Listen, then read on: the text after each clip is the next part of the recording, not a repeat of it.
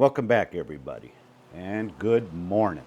You know, I got to do some debunking right off the bat before we even get into any of this, because there is a few videos out there that really is giving out incorrect information. I'm going to leave it at that. You take it for what it's worth. Such as, don't sharpen your blade anymore. Just go buy a new one, just like you see here. Sounds good, but let's look at some facts real quick. Today, it cost me 15 bucks to get a blade sharpened. Just like this. Okay, obviously this one has been sharpened, and I did it myself. So I didn't have to pay the $15. I went and bought a new blade just because I wanted to compare and see why people were saying this. Is this reasonable? And the truth is, this blade was $33. Twice what it was to cost to sharpen it. Here's some other issues that I see with this. Is the edging here. I mean, I can run my finger over this all day long, just as you see me doing. As you can see right here, it is new, never been used, paper is still on it. So in theory, that blade should be ready to go on the lawnmower and be sharpened. I mean, and cut grass. But the reality is, it will not even cut paper. So I don't care how you do it. If you get them sharpened and you do not return them, you're going to get a better cut. Plain and simple. I mean, I can just go right on up the paper with it. That's when you sharpen them. It's that simple. I'll do it again. Whoops. Quit that. There we go. Just as you see. And I really cannot do that with this blade. Okay? If I rub this thing like that, I'm going to get up close. I want you to see the difference. And hopefully we can see this edging. I'm going to roll this in front of this camera. It is pretty flat. I mean, it is dull anyway. Then we're going to bring up this blade that I just cut that with. And obviously, it is not. Now, when I bring this up real close, you will see that there are still nicks in here. I did not pull all the little indentations out of it. Here's my old blade, and as you can see, this thing is in dire need of some maintenance. Here's a big chunk taken right out of it right there. And this thing is extremely dull. Old blade that's been sharpened. Now, the thing, if I rub on here, there it is. It does cut the skin. So, let's see if I can get that in there. Right there. So it will slice you. And I did it myself. Me using a grinder or this Sporgain tool, sharpen it as good as it does when you take it in to have it done? The truth is no, it does not. Not even close. But is it acceptable? Am I going to get the performance out of this just the same as I would if I had it professionally sharpened? The truth is yes, there is a difference, but it's not very much. So will I take them in? Probably once every 2 years and have them resharpened. We're going to go down to my pole barn because I'm going to bust some mist because I made of my own because I'm pretty hard-headed. You see people out there freehanding and grinding these things. Well, if we have tools today for grinding these things and making sure that you keep 30 degrees, that's this angle pitch here that we have. We want that at 30 degrees. Then we don't want to be freehanding these on the grinder the way I have done for many years. I have never been able to get a blade this sharp off of my grinder. But after I ordered this Sporgain, however the heck you want to pronounce it, S-P-O-R-G-A-I-N, I got it, I looked at it, I went, well, this is pretty damn simple, really. Why can't I just make a jig so I can use my grinder? So here I go. just for testing purposes, I just took some 2x6s, cut them at 30 degrees, stacked them together so they fit right between this channel right in here, so I have a flat surface. All right, my jig right here. All it is, honestly, is 3 2x6s laid down in here, cut at 30 degrees with a stop plate and a screw to help me keep that thing steady. When we're grinding with these things, we want to just come in and do long passes like you see me doing right here, okay? That's going to give you the best cut you can get out of your blade. You start doing this, you are going to notice some jaggeds. I already did this without recording. And if we look real close to this blade, let's see if I'm hoping if I move the light just right, you can see right there I stopped, right there I stopped, right there I stopped. So as soon as you stop to go back and forth, it digs in, it puts notches in here, and you can feel them. So, and it's not good for the blade. And away I go, just like you're seeing right here. This grinder, because I debunked myself. This actually works out better than I thought it would. So we're going to bring this in here. And I'm going to make a couple quick passes and show you.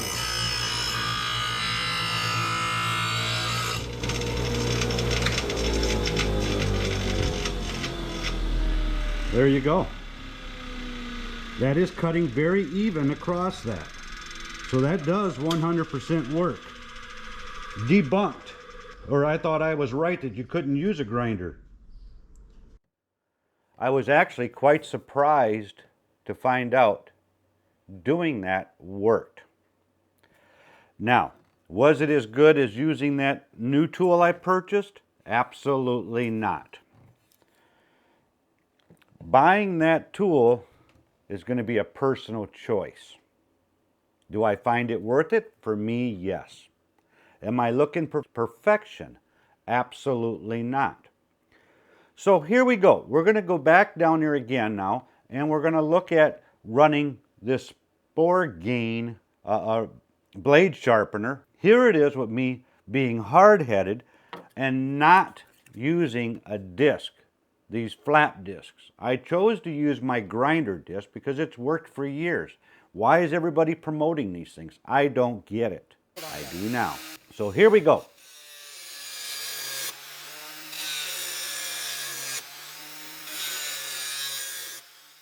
Using my Makita with the old grinding discs. And it took me probably 10 minutes per side of the blade to grind it out. And I still didn't get it as sharp as I did with this flat disc. Now I'm bouncing over to the Milwaukee grinder. Now many of you don't have one of these, and that's just fine. As I'm grinding here, you can still get yourself, whether it's a Black & Decker or whether it's a Skill. Nobody needs to spend, unless you're doing things professionally or major remodels going on, you're going to do some concrete cutting, maybe you're doing some stucco cutting, then I would say go ahead and get yourself a Milwaukee or a Makita. But the average consumer today does not need to do that. So, as you can tell, as we're grinding away here, I'm getting an edge on this blade very, very quickly. Now, the flap disc that I'm using on that Milwaukee grinder right now is a 60 grit. Everybody preaches to go with the 80 grit, and that's what I have in my hand right now, right here. Okay? Yes, it will work. Yes, it will sharpen it. But time is money. I can go fishing. I can go do other things besides sit here grinding away. 80 grit, it's all right. 60 grit is even better. Now, I paid about $30 for my disc. I'm going to put a link here on Amazon where they are a little cheaper. I don't know that they're going to be quite as good as these. And they may be just as good, and I overplayed because I went to the big box store to get these. But I can tell you, it cuts the blade much easier and very even, I guess is what I'm trying to say. I'm not making multiple passes like you saw me doing here when I was using the grinder, and actually here's the blade. I made a couple passes and it was cutting on the top side. I had to make some adjustments in order to make that work. Now that we actually get our blades ground up and we understand this, and maybe this is something we want, maybe it's something we don't want. Maybe we want to continually just drop them off. If you just have a front yard, you mow your grass for 20 minutes a day, I sure as hell wouldn't buy one of these things. I would just take the blade, run it down, drop it off, and have them sharpen it. Now, if you're out in the country and you got like 6 acres of grass you're mowing like I'm doing here between my place and the neighbors, that's a different ball game. It gets quite spendy taking these things in. But when we start grinding our own blades, we also have to make sure they're balanced. We're going to bust myth number 2. Myth number 2 is use a Phillips screwdriver, stick it in your blade, and as long as it stays level, your blade is balanced. That is totally incorrect. Because I can take this blade, set it at an angle, there it is. Does that mean it's not balanced? No, it does not. I can take this new blade, stick it right in here, I'm going to get the same thing. Look at that. It says it's balanced. But is it really? You see what I mean? Wherever I want this blade to go is where it's going to stay. That doesn't mean it's balanced or it's not balanced.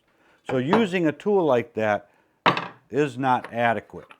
But here's a stupid little $8 balancer. There's people out there that say that thing is not accurate. Now I did balance this when I cut it, and I wish I would have left one not balanced. So that thing comes out dead balanced. And maybe you question your sanity, so we're going to put it on here this way. Let's see what happens there. Oh, that too is coming back balanced. You have to be within 15%. Now, if you're really questioning this and it's leaning over and you know dang well it can't be, you can get yourself a little round pipe or a little round pry bar like I have here. Lay this thing on the table, just as you see me do. And you can do this with a socket too. Move these things out of the way for a minute. Oh, I'm probably not going to be able to do it here. Oh, I sure, no. That didn't work too good. I need to get something to set this up on because the blade I'm using is